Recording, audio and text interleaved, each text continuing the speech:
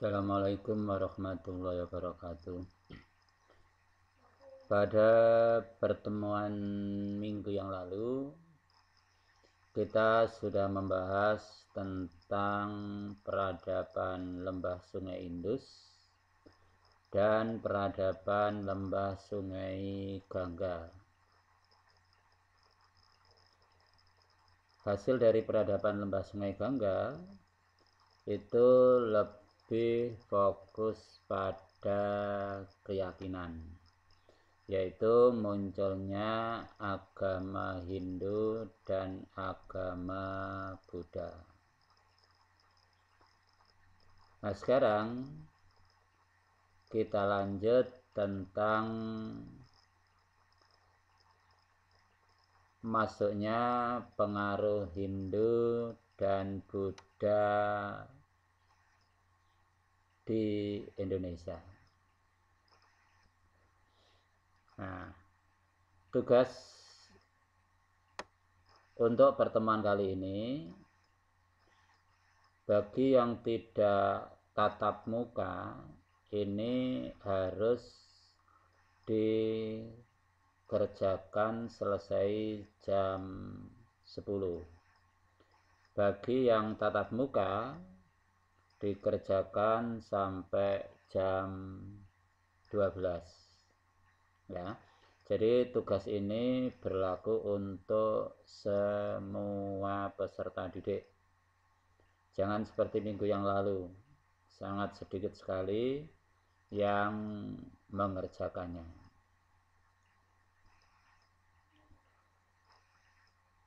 Tugas hari ini antara Hindu dan Buddha yang masuk ke Indonesia, tolong dicari di buku baik paket maupun LKPD, lebih dulu mana. Tulisannya, jawabannya hanya satu kata, ya, yaitu Hindu ataukah Buddha. Nah, sekarang kita lihat posisi kepulauan Indonesia. Ya, jadi kepulauan kita ini nanti terletak di antara dua benua. Saya yakin kalian sudah tahu. Kemudian di antara dua samudra sudah tertulis juga di situ. Nah, sekarang kita lihat tentang perdagangan. Di situ rutenya dari India ke Cina dan sebaliknya, ya. Nah, ini berlangsung setelah Jalan Sutra yang menyambung India Cina mulai tidak aman. Saya yakin ini di materi sejarah, ya. Ini ada Jalan Sutra ketika kalian membahas tentang peradaban Cina, ya. Ditemukan masa dinasti Han. Itu Jalan Sutra yang tidak aman, akhirnya ditempuhlah jalan laut. Nah, karena pedagang-pedagang India maupun Cina yang berdagang selalu melewati wilayah Indonesia, maka masuklah pengaruh Hindu-Buddha di Indonesia. Nah, ilustrasinya seperti itu. Itu kapal-kapal yang berlayar dari India ke Cina, ya, dan selalu singgah di wilayah Indonesia. Ya.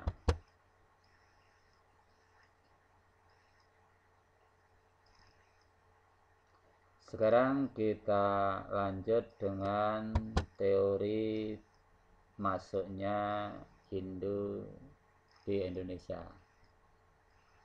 Ya, ada teori-teori hampir sama dengan kasta.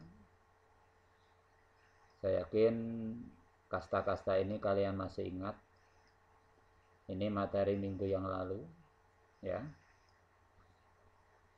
Artinya kalau teori Vaishak berarti yang menyebarkan Hindu ke Indonesia adalah para Vaishak dan seterusnya. Mari kita lihat satu persatu. Ya, silakan dibaca dulu.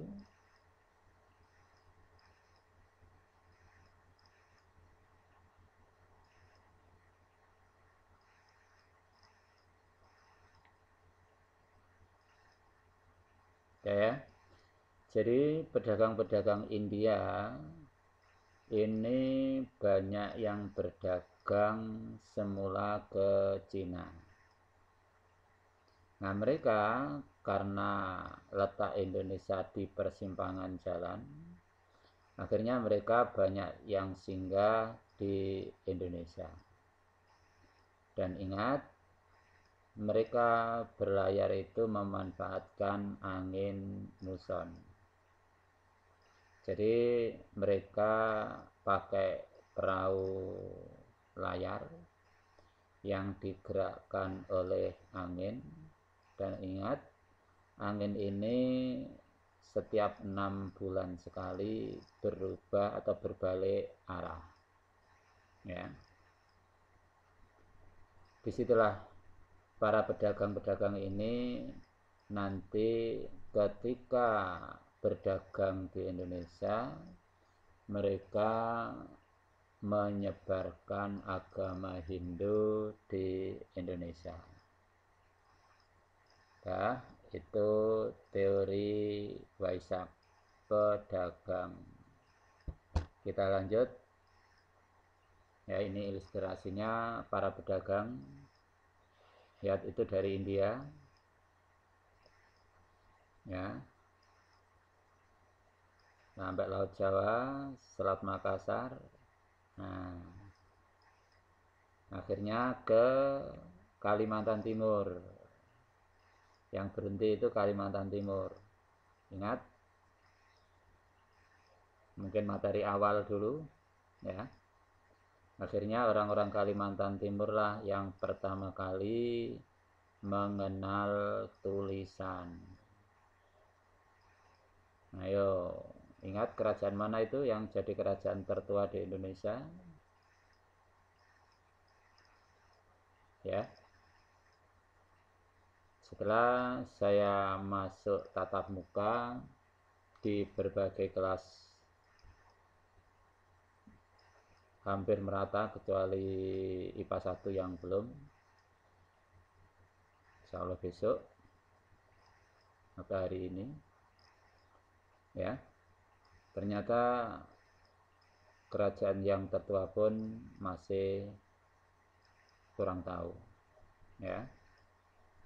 Kapan bangsa Indonesia mengenal tulisan? Itu pun juga tidak tahu, ya. Itu padahal materi yang pertama kali, ya. Tolong diingat-ingat. Itulah proses masuknya Hindu Buddha ke Indonesia. Kemudian yang kedua, teori Brahmana. Silakan dibaca dulu.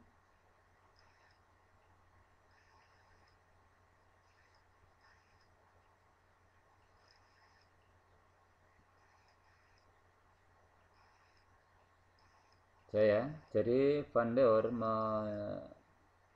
berpendapat bahwa yang menyebarkan agama Hindu di Indonesia adalah para Brahmana. Ini didasarkan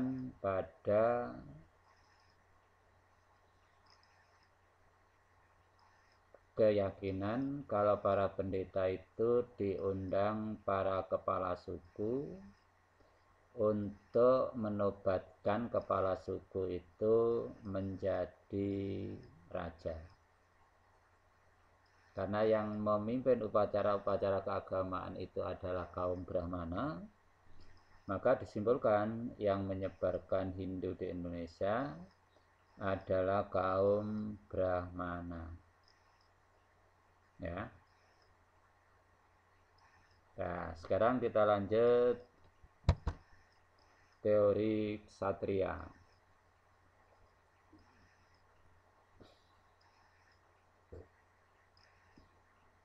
Siapa yang menyebarkan Hindu di Indonesia? Tidak lain adalah para prajurit. Ya. Nah, jadi setelah nanti terjadi konflik di India antar kerajaan-kerajaan di India, maka raja yang kalah mereka nanti mengungsi. Nah, larinya kemana? Ke Indonesia. Setelah berada di Indonesia, maka nanti mereka jadi raja-raja di Indonesia. Dasar yang dipakai itu adanya nama-nama raja di Indonesia yang masih keturunan raja-raja dari India. Contoh, ada Aswawarman, ya. Ada Mulawarman. Ingat ya nama Warman. Ada Purnawarman. Ya.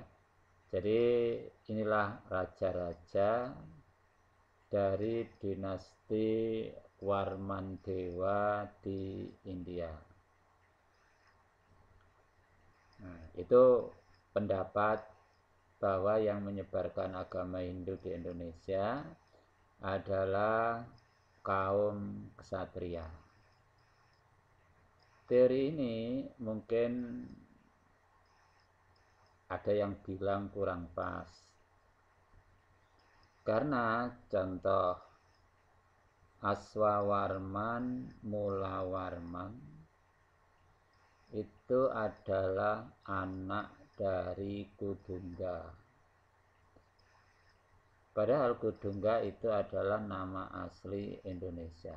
Berarti Aswawarman juga orang Indonesia.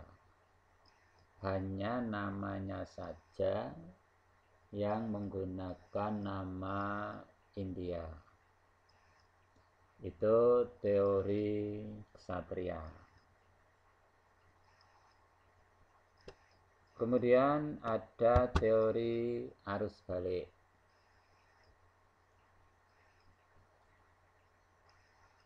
Silakan dibaca dulu.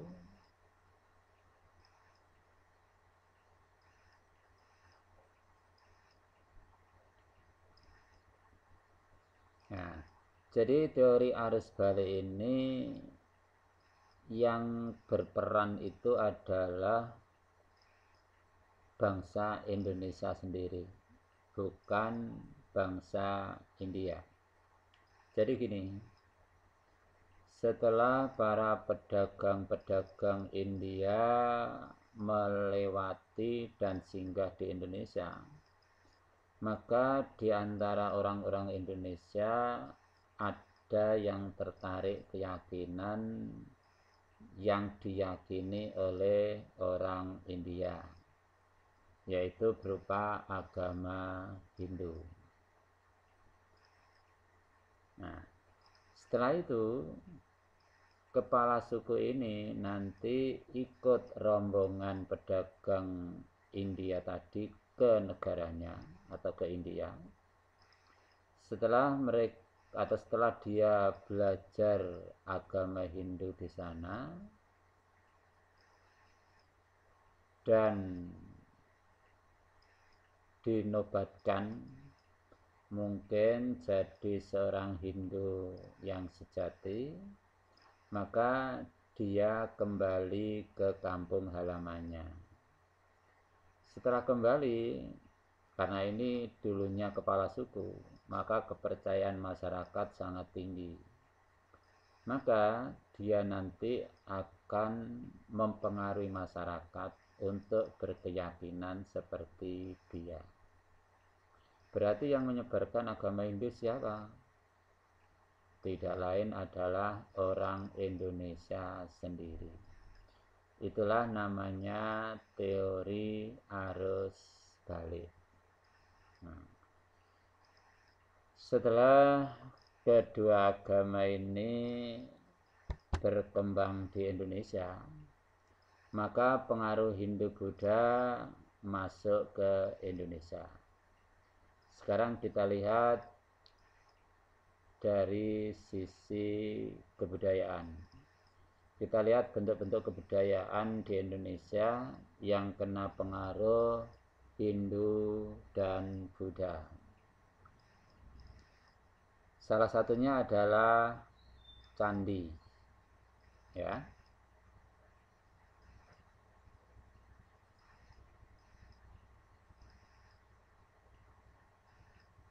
Candi, ya. Candi ini berasal Candika Graha. Itu adalah nama istri dari Dewa Siwa.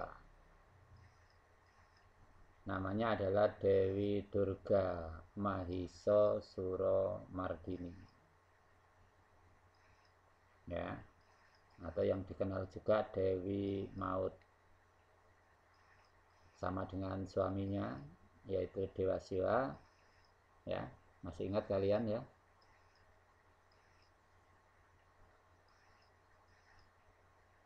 Nah, sekarang kita lihat fungsi candi.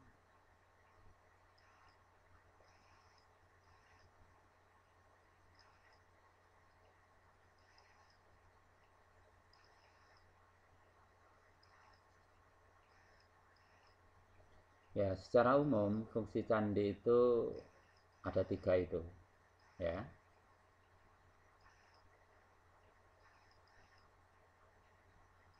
Candi ini dibangun untuk ya menyimpan abu jenazah orang atau raja maupun bangsawan yang telah meninggal. Dan biasanya selisihnya 12 tahun setelah meninggal baru dibuatkan candi. Jadi candi apa saja itu bangunnya selisihnya 12 tahun setelah meninggal. Katakanlah Candi Kidal itu setelah Anusapati meninggal 12 tahun baru dibangunkan. Kemudian fungsi yang kedua adalah menyimpan sesajen, ya. Dan yang ketiga lambang zat-zat jasmania raja. Ini lebih dominan ke Hindu, bercorak Hindu, ya. Karena fungsi candi Hindu itu lebih dominan untuk makam.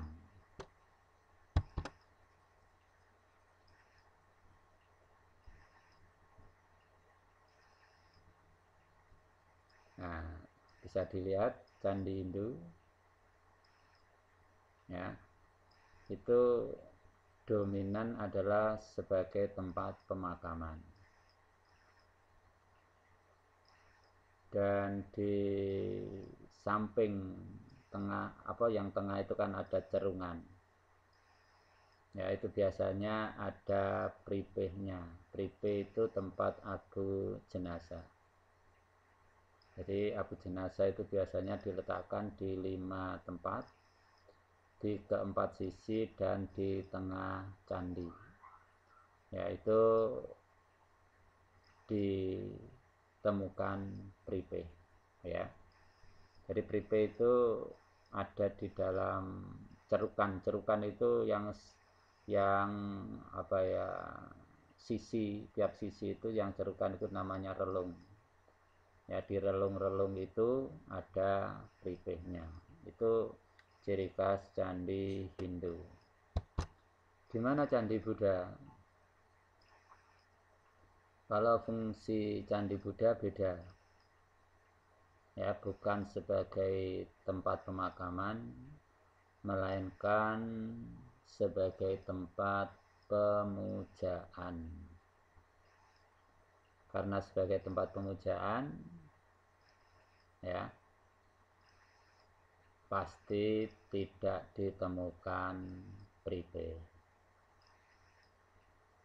Nah, saya kira kalau kalian lihat gambar, kalian nanti bisa mencari contoh, ya, candi Hindu di Jawa Tengah satu saja, dan candi Buddha di Jawa Tengah satu saja, ya. Jadi tugas kalian ada dua, nulis 3 kata, ya. Jadi tugas kalian ada dua, sekali lagi, nulis 3 kata. Yang pertama tadi hanya 1 kata, yang kedua ini 2 kata. Kita lihat pembagian candi menurut arsitekturnya.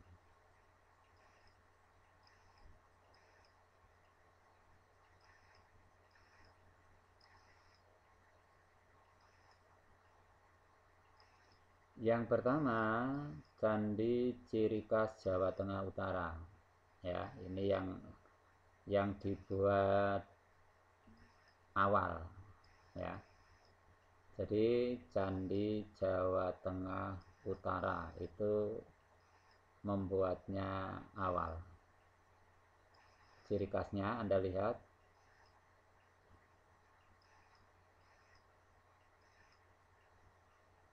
ya. Contohnya itu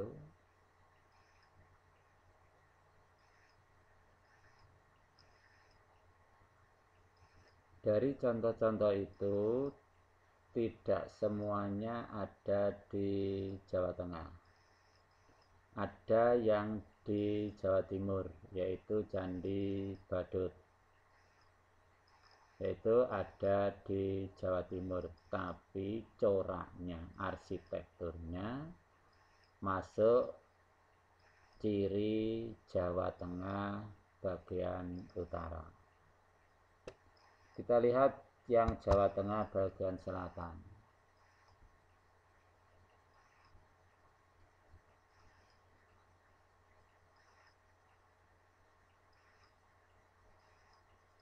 Nah, ini ciri Jawa Tengah bagian selatan.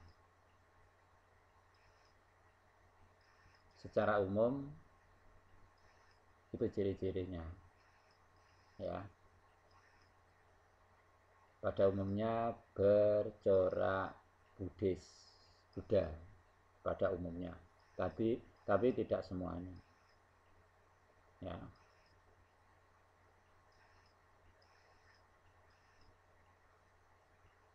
Dan yang berikutnya adalah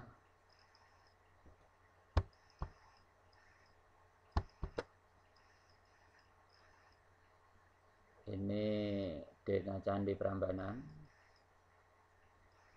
Jadi yang besar, tengah itu Candi Siwa,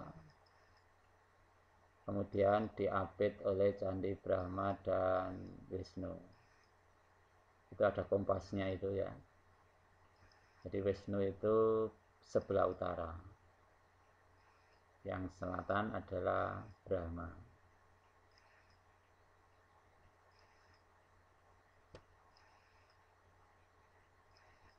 Nah, candi-candi di sampingnya yang kecil-kecil itu namanya candi perwara pengiring, ya. Ya. Oh. Jadi itu candi-candi perwara pengiring.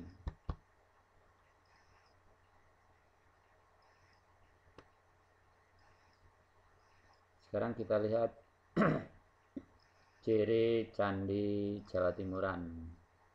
Ini mudah-mudahan kalian sudah pernah ke sana, ya. Mungkin yang pasti kalian, apalagi kalian anak pramuka yang sudah Anda datangi adalah Candi Tikus. Ini salah satu ciri khas Candi Jawa Timuran. Kebetulan ini kesemuanya contoh-contoh di Jawa Timur, ya.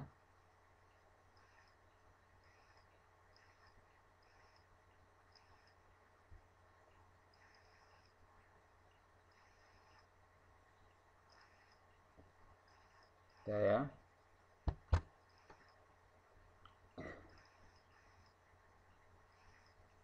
Nah, ini tolong dipahami.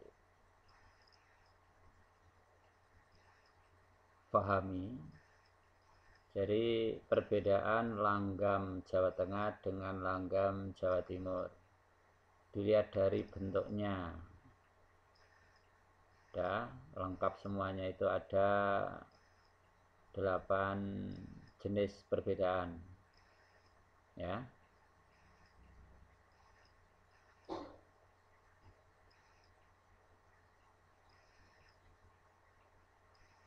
Contoh bahan pembuatan. Kalau Jawa Tengah itu secara umum yang paling banyak itu adalah pakai batu andesit, itu batu kali.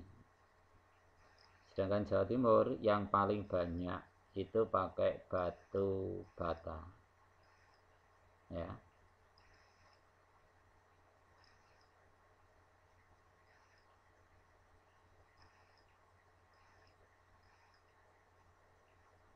Ya, silakan dibaca dulu, Anda pelajari.